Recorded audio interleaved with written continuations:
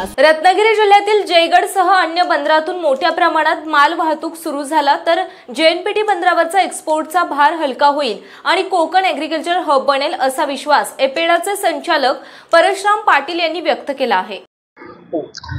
Mangalore to JNPT हा जो सगळा आपला ॲग्रिकल्चर कॉरिडॉर आहे जो अत्यंत महत्त्वाचा आहे भारताच्या ॲग्रिकल्चरसाठी। पण मंगलोर टू जेएनपीटीमध्ये JSW पोर्ट जे जयगडला आहे ते सोडून कुठलंही ॲक्टिव्ह पोर्ट असताना दिसत नाही आहे, त्याच्यामुळे मंगलोरपासून आंध्र प्रदेशपासून कर्नाटकापासून गोव्यापासून सगळे कंटेनर जे आपल्या JNPTला घेऊन जावं लागतात, त्याच्यामुळे प्रचंड लॉजिस्टिक कॉस्ट वाढते। त्याच्यामुळे आपला जो ॲग्रिकल्चर नाशवंत माल आहे तो खराब होण्याची शक्यता आहे, होल्डिंग कॉस्ट वाढते। हे सगळं आपण क्रब करू शकतोय जर आपल्याला रत्नागिरीच्या जवळ जयगडमध्ये जे JSW पोर्ट आहे तिथून जर आपण ॲग्रिकल्चर एक्सपोर्ट चालू केला तर साधारणतः 1000 कंटेनरच्या आसपास आपण कंटेनर तिथून पाठवू शकतो, जेणेकरून JNPTला न जाता हित यावे आणि ह्याच्यामुळे त्यांची लॉजिस्टिक कॉस्ट कमी होईल, त्याचा प्राइस कॉम्पिटिटिव्हनेस वाढेल।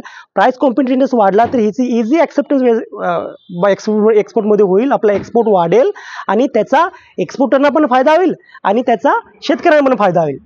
ह्या कामासाठी केंद्र सरकारमधून अपेडा आणि राज्य सरकारमधून मित्र ज्याला महाराष्ट्र इन्स्टिट्यूशन फॉर ट्रान्सफॉर्मेशन म्हणते, ह्या दोन्ही संस्था अत्यंत ताळमेळाने आणि अभ्यासपूर्वक ह्याच्यावरती काम करत आहेत। या दोन्ही संस्थांच्या संगनमताने हे काम चालू आहे आणि हे कामामुळे विशेषतः कोकणाच्या ॲग्रिकल्चर इकॉनॉमीमध्ये कोकणाला ॲग्रिकल्चर एक्सपोर्ट हब होण्यामध्ये विशेषतः प्राधान्य मिळेल आणि कोकण हा बघता बघता काही वर्षांमध्ये ॲग्रिकल्चर एक्सपोर्ट हब डेव्हलप होईल, इथली ॲग्रिकल्चर इंडस्ट्री डेव्हलप होईल, इथला एक्सपोर्ट वाढेल आणि इथे रोजगार मिळेल।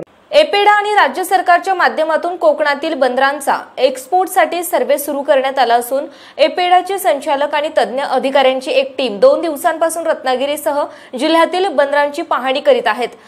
जयगडच्या JSW बंदरातून एक्सपोर्ट हब बनवण्यासाठीची चाचणी सुरू करण्यात आली आहे। सुमारे 1000 कंटेनर एक्सपोर्टसाठी कोकणातील जातील आणि येथील बंदराचा कर्नाटक, पश्चिम महाराष्ट्र, आंध्र प्रदेश, गोवा आणि कोकणातून ॲग्रिकल्चर निर्यात होणाऱ्या मालाला प्राधान्य मिळणार असे एपेडाचे संचालक परशुराम पाटील यांनी सांगितलं आणि या कमिटीने 2 दिवस पाहणी केली आणि बैठकही घेतली आहे।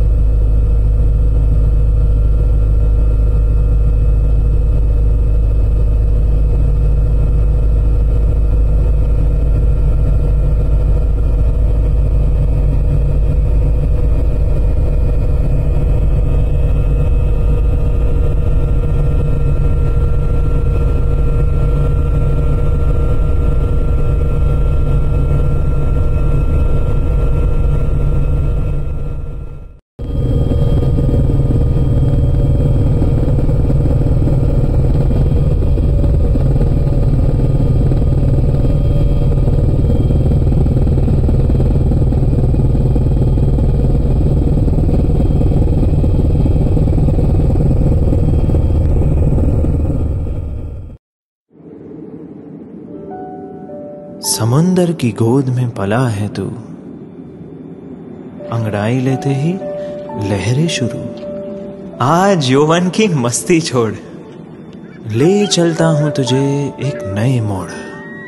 आजा, तुझे मां पुकारे अब। छेड़ देते हैं बीच से कुछ शरारत हंसी, गले लगा ले उसे ए फकीर। इंतजार कर रहा है तेरा तो, चल दे देते हैं उसे फसल की खूबसूरती तो। आजा, तुझे मां पुकारे अब, उन्हें भी देनी है एक नई पहचान। आजा, तुझे मां पुकारे अब। फिनोलेक्स पाइप्स पहुंचाए पानी को अपनी मां के पास। महाराष्ट्रातील तसेच कोकणातील महत्त्वाच्या बातम्या पाहण्यासाठी कोकण 24 तास न्यूज चॅनलला YouTube वर सबस्क्राइब करा आणि बेल आयकॉन प्रेस करा।